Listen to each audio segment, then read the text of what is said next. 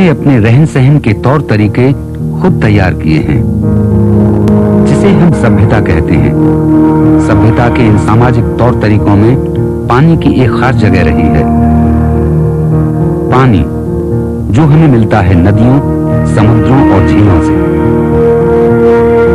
अहमदाबाद शहर को ही लें, जो भारत के पश्चिमी राज्य गुजरात में साबरमती नदी के किनारे बसा है।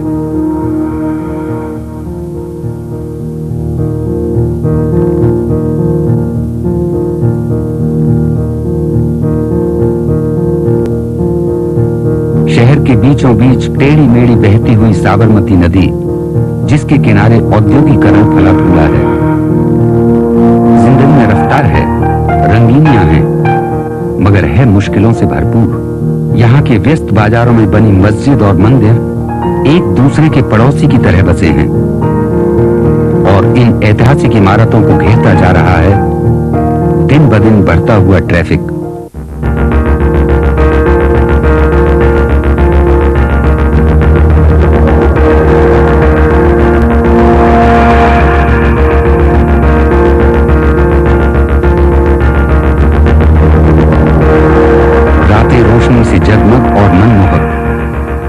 आधुनिक दुकानों की कतारें, तेज दौड़ती हुई गाड़ियां और तरह तरह के खान पान के ठिकाने। कुछ भाग्यशाली लोग ही हैं जो दिन भर की जी तोड़ मेहनत के बाद एक सुकून भरी शाम गुजारने की ख्वाहिश पूरी कर सकते हैं। अहमदाबाद गुजरात की व्यापारिक राजधानी है, इसलिए छोटे मोटे अनेकों विक्रेता और फेरी लगाने वालों की भरमार यहाँ की खासियत है। मगर हर किसी की जिंदगी यहाँ रंगों से भरी हुई नहीं है। बहुत से ऐसे लोग भी हैं जो अपना पसीना बहाकर इस शहर को आगे बढ़ाते हैं। शहर के इस विकास के पीछे इन्हीं मानव संसाधनों के बाजुओं की ताकत है। मगर अफसोस कि इनकी जिंदगियां दूसरे के हाथों गिरवी रखी हुई हैं, यहां तक कि उनकी जुबान भी। बदले में ये शहर उन्हें बहुत कुछ देने का वादा तो करता है, लेकिन उन्हें शायद ही कुछ मिल पाता है। आखिर किस तरह जिंदगी बसर करते हैं ये लोग? आसमान को छूती इन इमारतों के साए में, नदी के कछारों में फसलों की तरह उगी ये झोंपड़ियां, पतली गलियां, गंदे नाले, जहां सूरज की किरणें भी नहीं पहुंच पाती, वहां ये लोग किसी तरह जीने पर मजबूर हैं। मुश्किलों से भरी जिंदगी, जहां पानी, बिजली और दवा जैसी बुनियादी जरूरतें भी पूरी होना मुश्किल है। ये सड़कों, फुटपाथों पर बसर करते हैं और जानवरों तथा मक्खी मच्छरों के साथ जगह मिल बांट लेते हैं। यहाँ गरीबी निवास करती है। इस गरीबी के संग साथी हैं खराब तंदुरुस्ती, महिलाओं की दुर्दशा, भोजन की कमी, स्वास्थ्य संबंधी जानकारी का अभाव और शोषण करने वाले हकीम डॉक्टर। इन हालात में पनपती हैं तरह तरह की बीमारियां और कुपोषण। 1980 के शुरू में इन झोंपड़पट्टियों की जिंदगी में बदलाव लाने के लिए एक व्यक्ति ने गंभीरता और दूरंदेशी से सोचा, जिसके फलस्वरूप Sanchetna community health and research centre की संरचना हुई। इसका उद्देश्य है इस समाज में जागरूकता पैदा करना, जिससे कि यहाँ के हालात में बदलाव लाने के लिए यहाँ के लोग खुद आगे बढ़ें। पानी लेती हमके डोयानो उपयोग करवानो, પછી આપણે બહારથી આવીએ તો એના ગ્લાસ નાખી જેવું નહીં કરવા।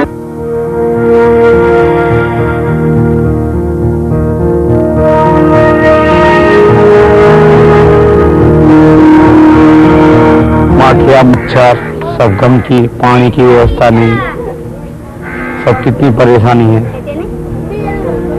म्यूनसिपालिटी कॉर्पोरेशन वाले को बोलते वो भी आके देख के चले जाते हैं।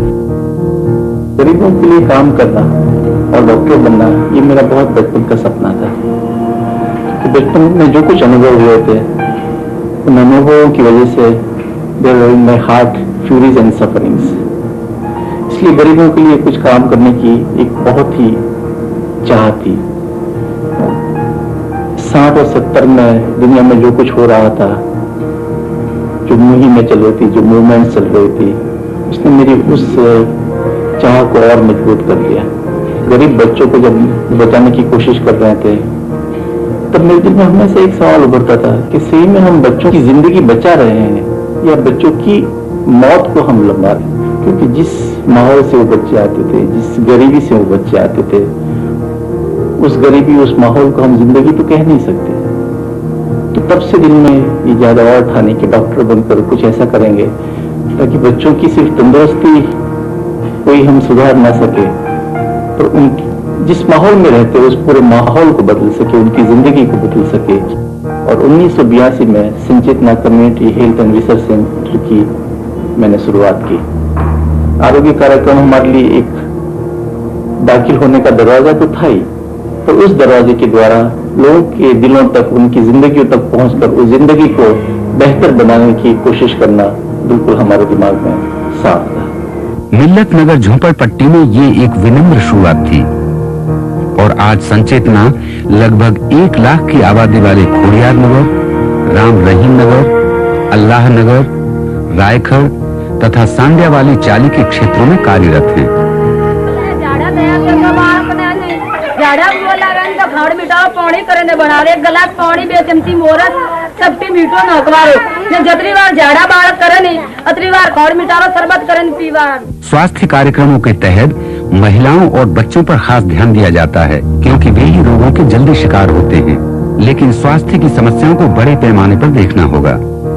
इसलिए संचेतना जीवन के दूसरे पहलुओं पर भी ध्यान दे रही है, जैसे कि मूल आवश्यकताएं और अधिकार, महिलाओं की समस्याएं तथा स्त्री और पुरुष के बीच भेदभाव भरा रवैया आदि। पहले मेरे घर में को तलाश देते ले मैं घर से ही संचेतना में मैं उससे आ रही और जागृति आई मेरे जैसे ही उन लोगों में मैंने जागृति दिलाई, तो मेरे को ऐसा लगा कि मैं कामयाब हुई, क्योंकि मैं पहले मेरे में बदलाव आया कि मैं आजू बाजू वालों को बदलाव आया। संचेतना ने अपने काम की शुरुआत तो की एक छोटा सा क्लिनिक खोलकर, और फिर धीरे धीरे हमने वहां से कम्युनिटी में मूव करना शुरू किया और उसके बाद कम्युनिटी की बहनों को लेकर हमने कम्युनिटी हेल्थ वर्कर बनाकर उनकी ट्रेनिंग शुरू की।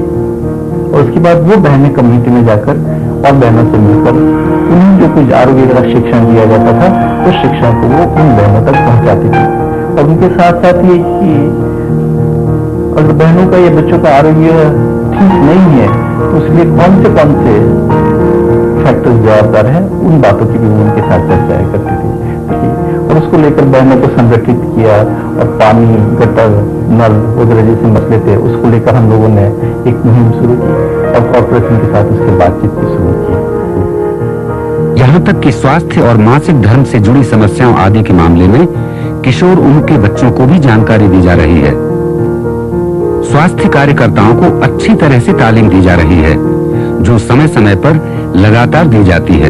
तंदुरुस्ती और दूसरे मुद्दों पर दी गई जानकारी आत्मविश्वास और आत्मसम्मान पैदा करती है जो पहले उनके मन की झिझक दूर करती है। वे अब महिलाओं के रोगों की चर्चाएं खुलकर करती हैं।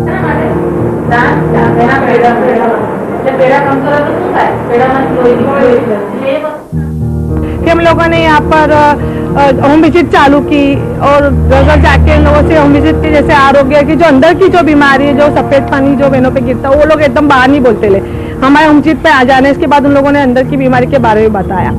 संचेतना वाली बहनों आईने हमने जागृति बताई कि बहन હોય તો એમને સફેદ પાણી થાય તો એમને શું કરવાનો, તો અહીંયાથી દવા લઈ જવાની।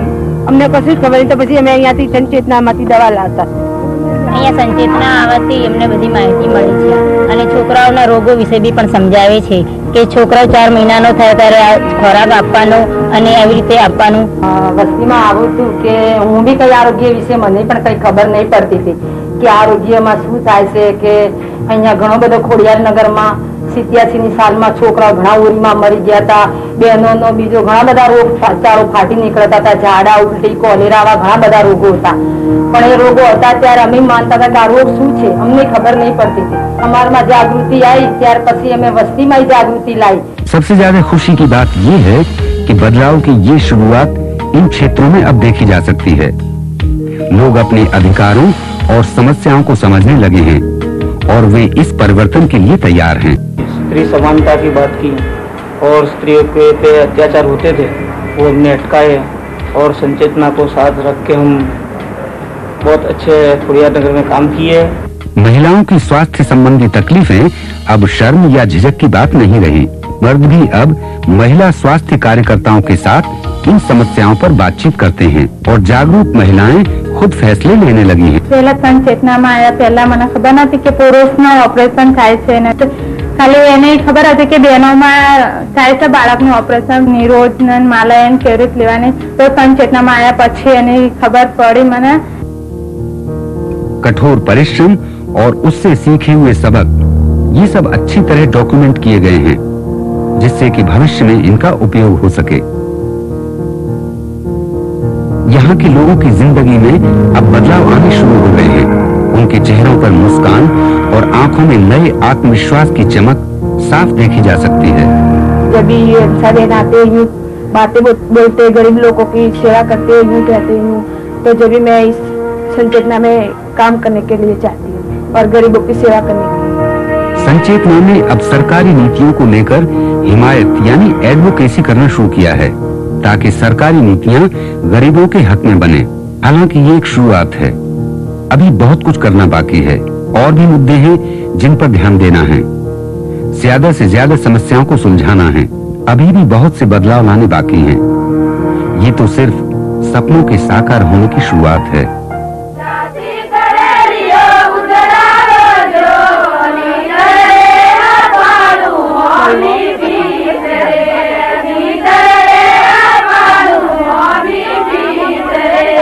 हमारे इस मकसद को पूरा करने के लिए हम बहनों के संगठन बना रहे हैं। तो रिसर्च कंपोनेंट भी हमने हमारे काम में आजकल रखा हुआ है।